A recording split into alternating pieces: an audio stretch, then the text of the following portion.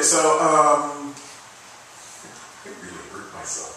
I do have to preface this with an apology because I had a job where I have to wear all black, and so in case you had this disembodied floating African American head, and it's a little disconcerting, I do apologize.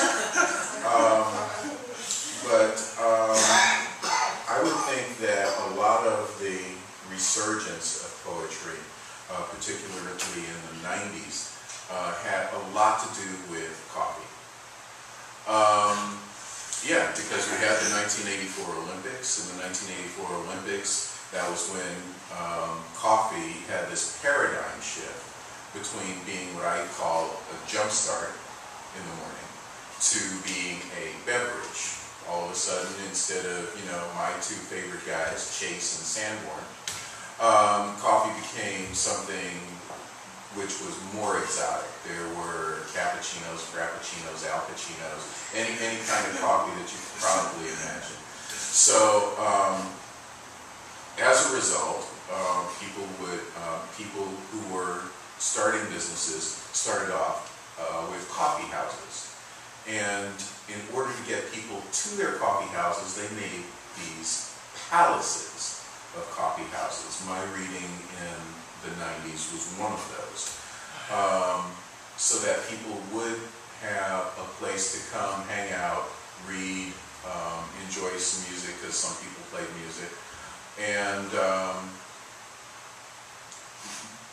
it served as a nice little community hub. Now, some coffee shops wanted to boost their attendance. They wanted to do that with entertainment. In order to get an entertainment or a cabaret license, they would have to get a cabaret license and approval from the community in order to do so, if they were going to play anything like amplified music. So, seeing as how a lot of coffee houses were just starting out and they didn't have the money to do that, they figured, okay, what can we put in place of that? One of those things was poetry, because poetry, for the most part, did not need amplified music. Sometimes someone with just a guitar and a couple of rhymes would suffice. And I think that's one of the reasons why poetry found its niche in Los Angeles, because people wanted to have their coffee houses populated, patronized. They wanted to put butts in the seats. So I think the resurgence of poetry in the 90s had a lot to do with that. Am I talked out, or am I still just like a floating head here? Yeah. Did I say something? You just did. Add on to what you're saying. Yeah. Floating, disembodied head.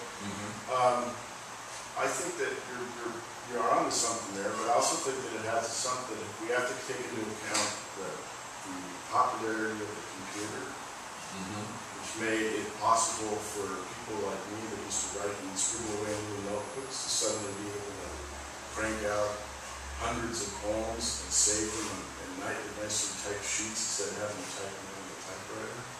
And the internet also contributed to that. The growth of the internet also contributed to that. And the fact that poets are desperate people and will read just about anything. Anywhere, anytime, people will drive hundreds of miles to read for 15 minutes. I've done it myself. And that is, that's an easy clientele to work with if you're owning a business. Exactly. But poets are also cheap. And yes, exactly. And expounding on your point a little bit, because of because of coffee shops and their proliferation in Southern California, poets didn't have to drive hundreds of miles to read in 15 minutes. In many cases, they could drive for maybe 5 minutes, or they could just walk to the corner, because you couldn't swing a dead cat in the 90s without getting in a coffee shop. Sure. Exactly. And then I want to build on that a little bit, that because poetry was becoming live entertainment, and that helped encourage the performance aspect, which led directly into things like slam and videos, that once you got poets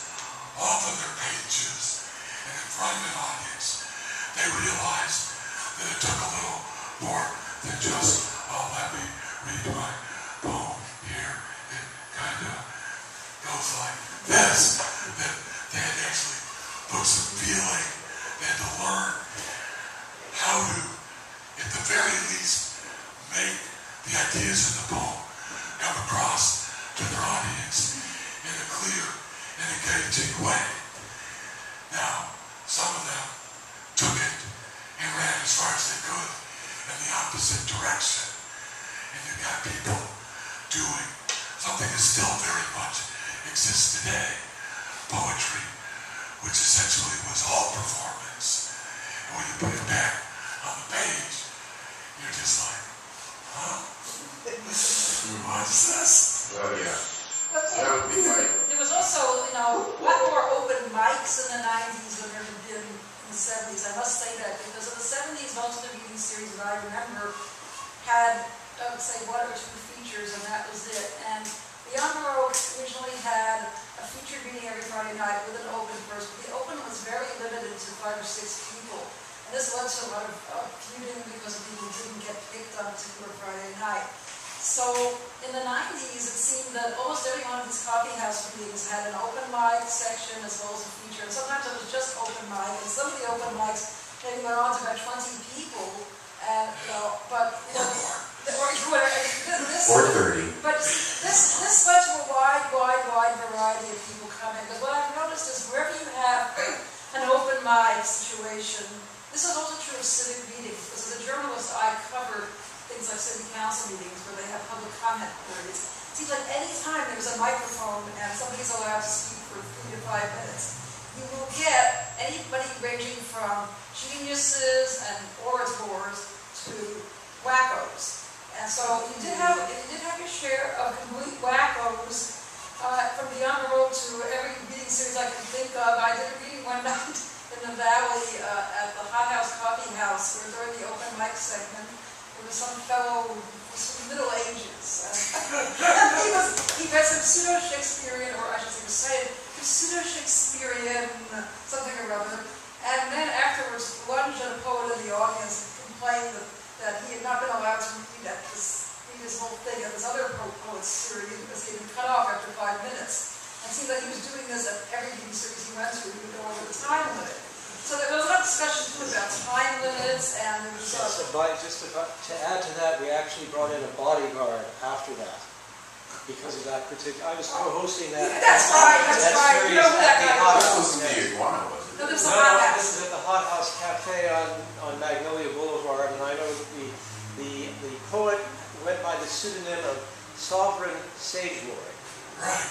And I hear he's come back. He's back in the Bowl. Yes. Well, and he got married, which is kind of interesting. Anyway, after that particular incident, I had a friend who was a former member of the Satan Slaves motorcycle gang, who I brought back in from time to time to act as a bouncer bodyguard.